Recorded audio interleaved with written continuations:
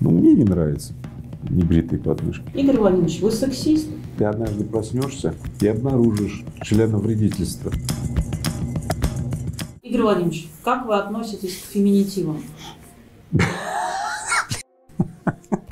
Давай начинай с определения. В общем, феминитивы – это аналоги женского рода слов, которые раньше были только в мужском. То есть, например, слово «автор», теперь авторка есть. Автор. Космонавт – космонавтка. Авторша. Менеджер – менеджерка. Вот как вы относитесь к этому? Феминистки активно, в том числе и я, продвигают эту историю. И мне это вот вообще очень нравится. Я вообще считаю, что язык, любой язык, слова — это гигантский фильтр, который, к сожалению, прям не дает самореализоваться многому того, что есть в людях или в каждом из нас. И поэтому каждое новое такое словечко — это портал или это, еще одна дорожка для вот этого проявления. И я очень люблю. Мне очень не нравится русский язык, догмат русского языка. Не сам русский язык, а догмат русского языка. Мне очень не нравится, что консилиумы собираются от того, что кофе, что там вот эти слова, как там их писать, употреблять. Мне не нравится. Поэтому очень круто, что феминистки делают как минимум одну полезную вещь для изменения мира к лучшему. Когда вы слышите слово «феминистка», какая у вас первая ассоциация? Вот для России феминизм — это вообще противоестественно. В России женщины вообще рулят всем и заведуют всем, и самые сложные работы выполняют. И, с точки зрения влияния на общество, пожалуй, единственное, что осталось, это признание этого факта мужским гендером. Признание, что да, женщины всем рулят, определяет, и даже те политики, которые считаются в основном мужчины, как потом оказывается, через много-много лет, оказывается, Горбачевым рулила, Раиса. Сейчас вот там идут большие исследования, кто же чем там рулил, кто же развалил Советский Союз, кто принимал все эти дикие решения, совершенно дикие решения. Раиса Максимовна. То есть женщина виновата? Не виновата. Влиятельность, способность действовать скрытно, не обнаруживая себя, комбинируя, создавая буквально сети влияния. Можно тут уйти опять в заговор какой-то. Я не про заговор, я говорю про влиятельность, про способность достигать разными способами своих замыслов. Вы сказали, что женщины рулят в России. Давайте конкретный пример. Сколько женщин в топ-менеджменте Технониколь? В топ-менеджменте Технониколь одна женщина, Жанна Махоткина. То есть женщины не рулят?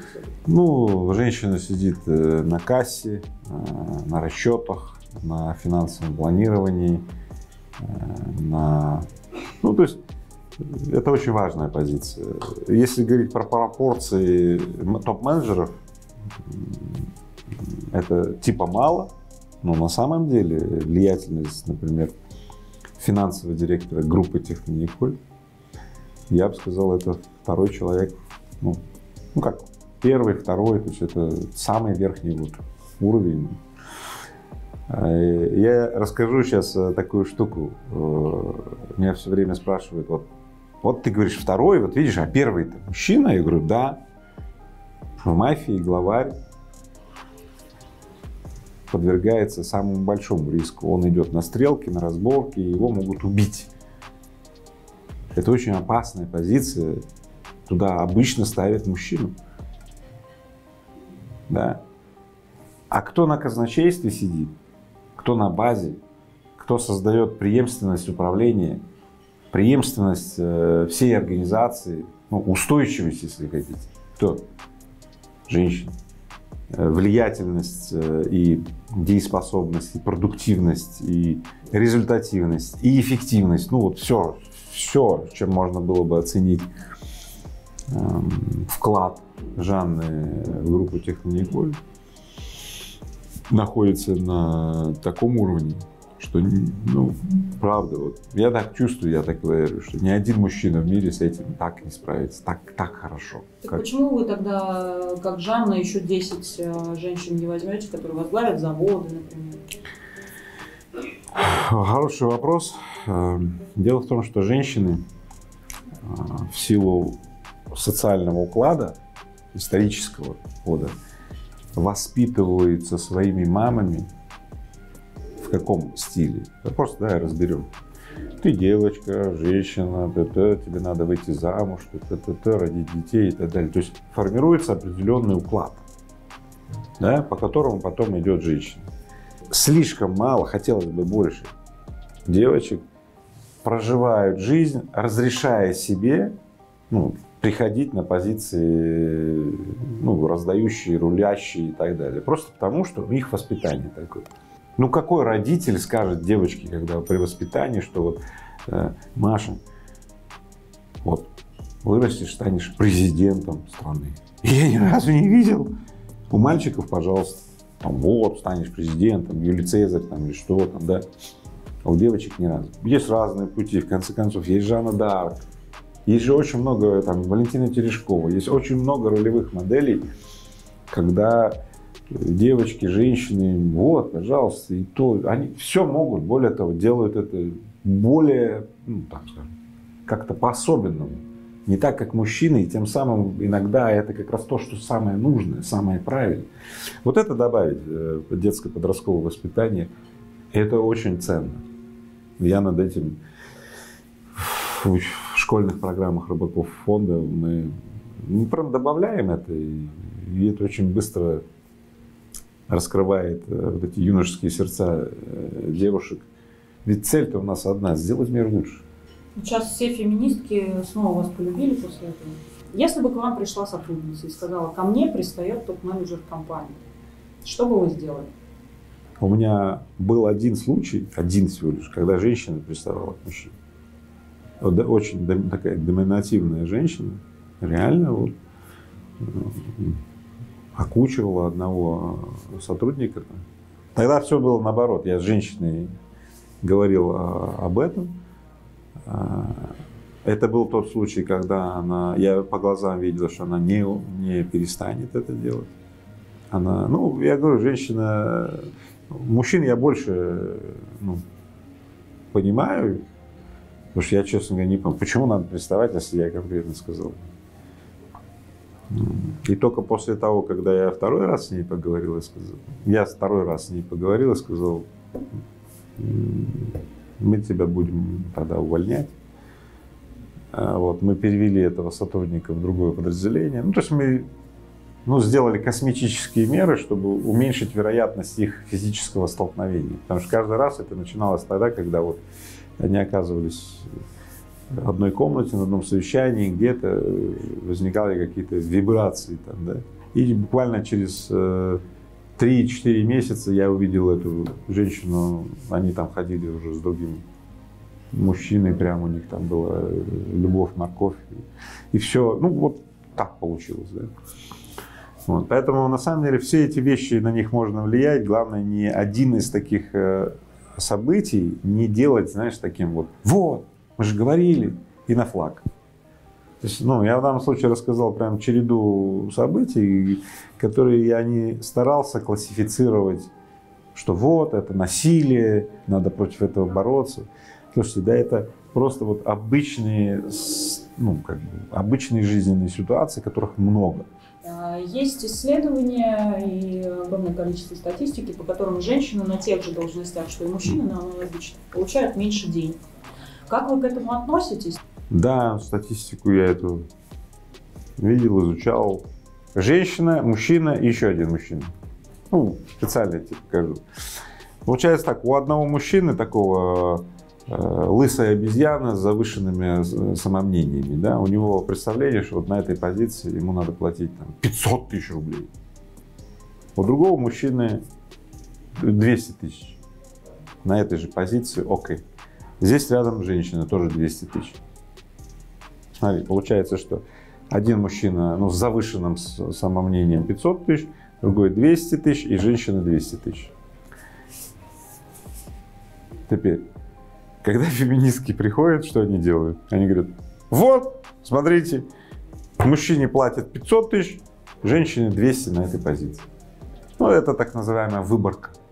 То есть вопрос выборка. Дальше они берут эту выборку и начинают на флаге ее мотать. Я говорю, это неправда.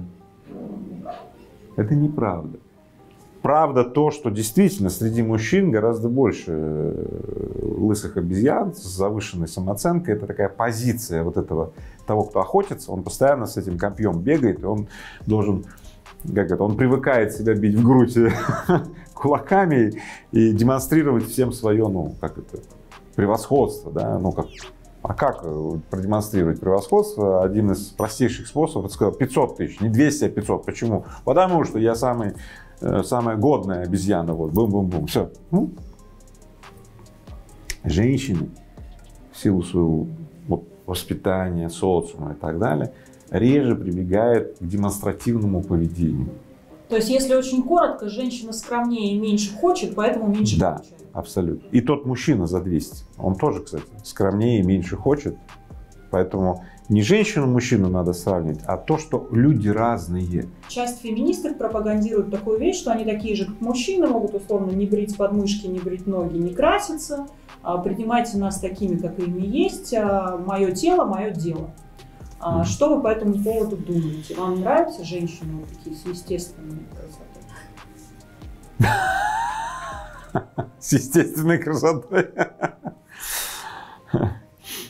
Я сторонник классического представления о женской красоте. Поэтому,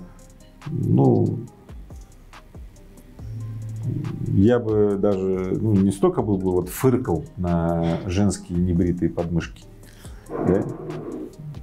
Я бы скорее так, для меня бы это вызвало удивление вот о чем, что надо же особь, прибегает к демонстративному поведению. И я бы стал думать, зачем? Что она преследует? Может, ей просто удобно не брить подмышки? Удобно, чтобы ее заметили и так далее. Зачем то? То есть для меня это вызовет некое выделение. То есть она выделяется таким образом. Да. То есть вы не верите в то, что это может быть просто удобно и не пофиг на то, что вам не нравится? Я не верю. Мне не нравятся небритые подмышки. Вот все.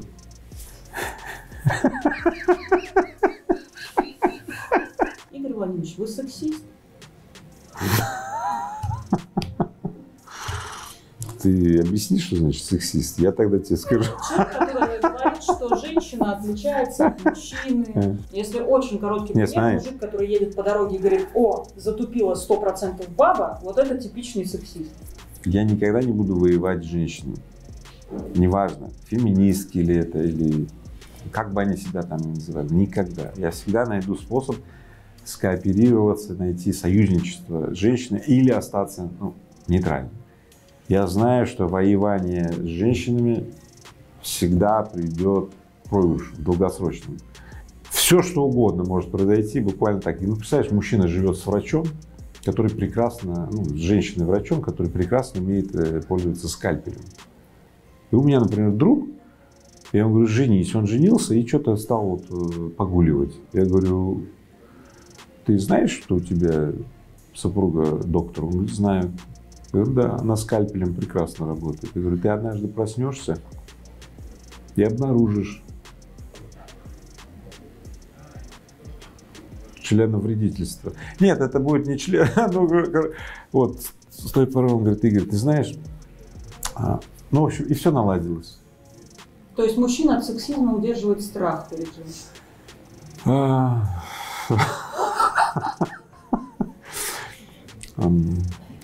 Ты знаешь, да, страх, да, а еще игра. Мужчины тоже любят поиграть. И когда мужчины и женщины увлечены игрой, это большое счастье для обоих. Поэтому, представляешь, между войной, большой войной, и большой игрой, которая несет большое удовольствие и счастье, я всегда выбираю игру.